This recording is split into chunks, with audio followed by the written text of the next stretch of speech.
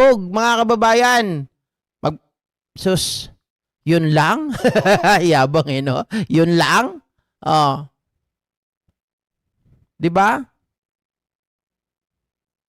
Basta ako, Sir GP, para sa akin, hindi si Saldico yon. Ako, naniniwala na hindi si Saldico ang kumuha ng picture na yon. Malamang ito ay ipinadala lamang sa kanya ng mga tao na bumili dito sa Pilipinas nung mga luggage. Mga kababayan, tapos pinicturan, pinadala doon kay Saldico. Oh. In short, palpak talaga yung ginawa nilang yan. Correct. Mga kababayan, kaya nga, eto, dahil nasabi nyo na rin naman na palpak, mga ka-GPnatics, yung video ni Saldico, eto, part 3 ni Saldico, napanood nyo na ba, mga kababayan? Basura pa rin ang nilalaman ng kanyang part 3. Oh, eto, panoorin ninyo. Kung meron bang pinagkaiba, mga kababayan, dun sa sinabi niya sa part 1 at part 2, mga ka-GPnatics, parang wala eh. Ganun at ganun pa rin eh. Oh, ito daw, huling bahagi. Huling bahagi. Nako, sana huli na talaga. Ang nag-deliver papunta sa bahay nila Pangulong Bongbong Marcos at Speaker Martin Romualdez. Inuulit lang tong unang part eh. Or magpasok ng 100 billion worth of projects sa BICAM. Sana po ay hindi nila ako mapatay bago ko mailabas ang lahat. Ginawa ko lang ang utos sa akin. Pero ngayon, handa na akong harapin ang lahat. Wait. May nagtatanong pala. Gusto nilang malaman kung ano talaga ang side ko. Kung ito ba ay AI or hindi. Mga kababayan, ako naniniwala na ito ay legit. May sakit talaga si Saldico. Mga kababayan, halos kaparehas yan ng sakit ni Secretary ni Ombudsman Boying Rimulya noon. Mga kababayan, at alam ko diabetic ito, si Saldico. Naniniwala ko na hindi AI yung video na to, mga kababayan. Pero, 'di ba? Hindi siya AI. Legit tong video na to. Kaya lang, ang nangyayari dito, 'di ba? Hindi po ito tatayo eh, kahit sa korte. Dahil hindi siya ma-scrutinize, hindi siya mako-cross-examine, hindi siya, kumbaga, yung demeanor hindi makikita sa kanya dahil ito ay via video lang. Okay, tuloy natin. Ginagamit ng administrasyon ang buong resources ng bansa para... Hindi siya yan, malayo daw ang mukha, sabi nila. Hindi, ako naniniwala na siya to. Siya to, mga kababayan. Si Saldico talaga to. Nangayayat na yun eh. Tumahimik ako. That he will shoot me if I will talk. Gagamitin ako bilang panakipbutas sa kanilang kampanya laban sa korupsyon. Hindi na ako mananahimik, ilalabas ko ang lahat ng katotohanan. May resibo, may ebidensya, at may pangalan. O, ito na. Simula ng part 3. Pakinggan nyo ha, kung meron kayong makikita dito, kung may ebidensya na ba talaga siya. Kung meron na siyang bibitawan, kasi yung maleta, hindi ebidensya yun, walang pera eh. Diba, gasino man lang sana, Ma'am Norma Duro, naglabas sila ng pera. Diba? Para kunwari talaga, bulto-bulto. Kaya ngayon, ay hinahamon ko si Ombudsman Rimulya kung seryoso talaga siya sa mga sinasabi niya sa kanyang press release na idadamay niya pati si Martin Romualdez kung magbibigay ako ng ebidensya. Patunayan niya ngayon ang pronouncement niya. May kanya-kanya naman tayong perception, mga kababayan. Ako hindi ko binili masyado yung AI ito. Okay? Kung na ito ay AI. Naniniwala ko na ito ay isang legit na video nitong si Saldico. Kaya lang, mga kababayan, yung kanya mga sinasabi ay hindi legit. Imbestigahan niya ang fraternity Brad at ang kanyang kaibigan na si Speaker Martin Romualdez kung talagang tutupad siya sa tungkulin niya. Imbestigahan din niya si President Bongbong Marcos. Sabi nga ni BBM nung SONA, let's do it right at mahiya naman kayo, hindi po ba? Nananawagan din po ako sa Senado na imbestigahan ang 100 billion insertion ni Presidente. Alam ko po na hindi gagawin ni Ombudsman Rimulya ang hamon ko. Pero magaling ang Senado sa investigasyon at ako ay naniniwala na dahil sa kanila, lalabas ang katotohanan. Yung pong listahan ng mga projects, ilalabas ko din kasama ng video na ito. Listahan. Listahan ng projects, mga kababayan. Yung listahan na yon, nakasulat ba doon? Kay PBBM ba galing yun, di ba? Maaring listahan lang talaga yon ng mga projects. At ikaw nga yung nag-i-insert na inamin mo. Kaya wala ka pa rin doon mapapatunayan. Wala ka pa rin solid evidence to justify your allegation. Dahil dito, mas lalong darami ang ipa-file na kaso sa akin. Ginagamit ng administrasyon ang buong resources ng bansa para tumahimik ako, para masira ang aking kredibilidad. Darami din ang banta sa buhay ko at ng aking pamilya. March 2025 pa lang, si Speaker ay nagpaparinig na sa akin sa aming meeting that he will shoot me if I will talk. At pagkatapos niyang sabihin sa akin in a phone call na, "Don't come home, we will take care of you." Tingnan mo March 2025 pa lang daw nagpaparinig na si Speaker Martin sa kanya. Unang-una, paano ka pa isasama sa meeting? January pa lang, tinanggal ka na bilang chairperson ng appropriation. Would you believe na kami ay maniniwala sa sinasabi mo na including ka pa rin, nakasama ka pa rin sa kanilang mga meeting? Mga kababayan, siyempre alam na nila may katarantaduan ka kaya ka nga tinanggal eh. Tapos isasama ka pa sa mga meeting? Tunggang. Tumawag ulit si Speaker Martin at sinabihan niya ako na pag umuwi ako will be dangerous.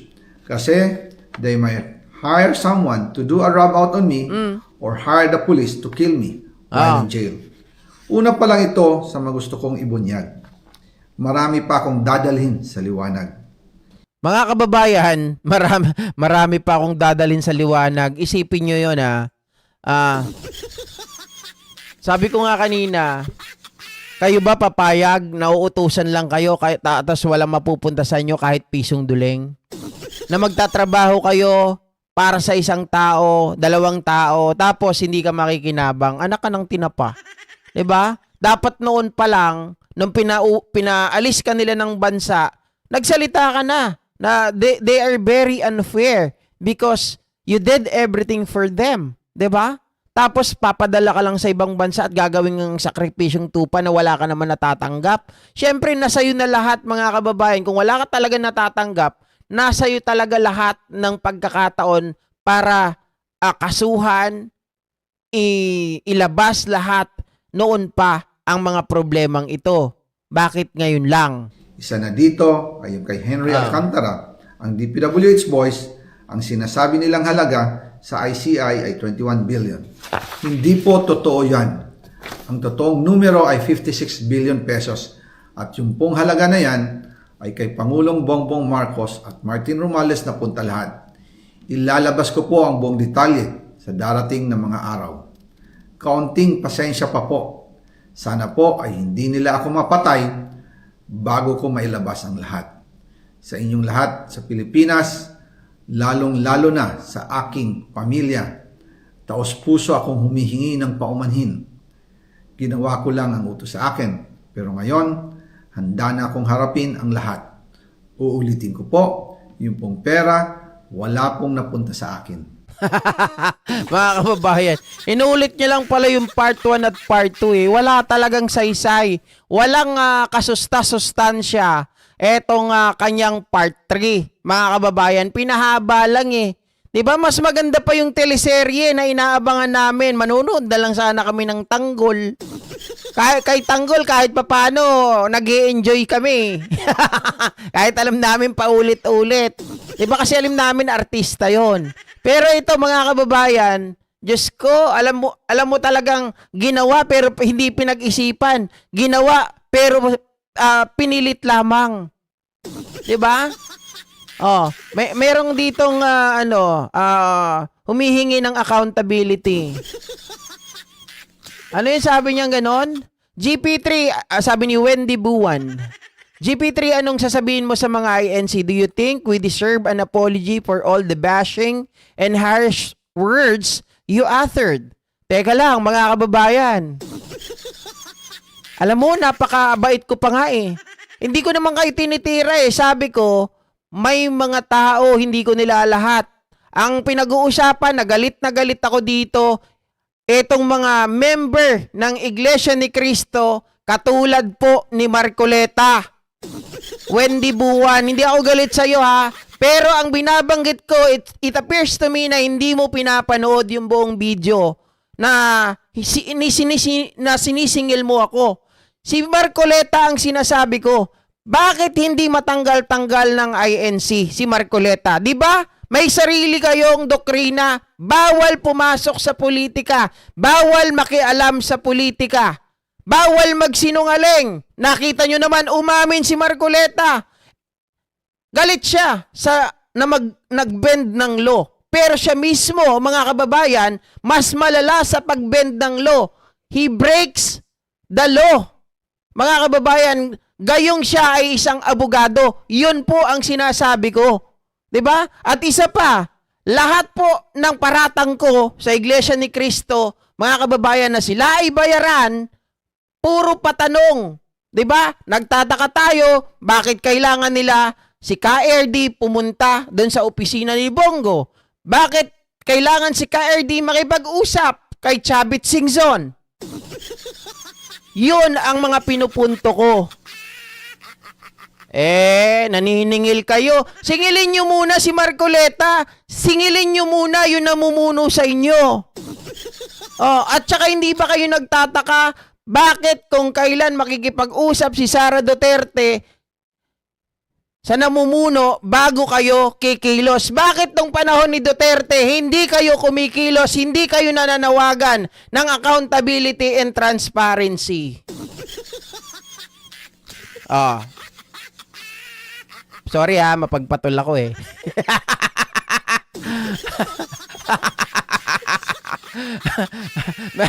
Mga kababayan, hindi po ako galit. Nag-ano lang. Ganun talaga ako. Very, lang ako mga kababayan. Ano ang tawag doon? Nakalimutan ko na yung tawag doon eh. Basta bahala na kayo doon. Very passionate lang talaga ako magsalita. Okay? Hindi naman ako galit sa'yo, Mama Wendy Buwan. Di ba? Ganun lang talagang buhay. Yun lang. Sige, sagutin niyo ako. Kung nandyan ka pa, Mama Wendy, then go for it. Sige. Abangan ko yung yung komento mo. 'Di ba? Gusto ko yung mga 'yan. Gusto ko 'yan. 'Di ba? Sus, kayo talaga Tayo dito, open naman po kayo. Okay 'yan. Hindi ko po kayo papagalitan, pero expect nyo po na sasagot ako pag alam kong tama ako. Pag mali ako, tatanggapin ko kaagad yan. Diyos ko, dali-daling tumanggap ng pagkakamali eh. Di ba? Sir Smokey, gumamit ka na naman ng ibang account mo? Hindi. Ipakita ng INC na not drama yung kanina but give credit where credit's due. Pro-Pilipinos ang INC, respect. Tama. Di ba kaya nga sabi ko, okay, ang ganda nung pinakita nyo kanina. Dahil pinalayas nyo ang mga DDS. Tapos sabi ng mga nandito, drama lang yon. Sabi ko, hindi, pagbigyan na natin. Di ba? Kasi nakita naman natin na kahit na isipin mo na pakunwari lang yung ginawa nila, maganda pa rin sa kabilang banda dahil pinalayas yung mga DDS na nananamantala.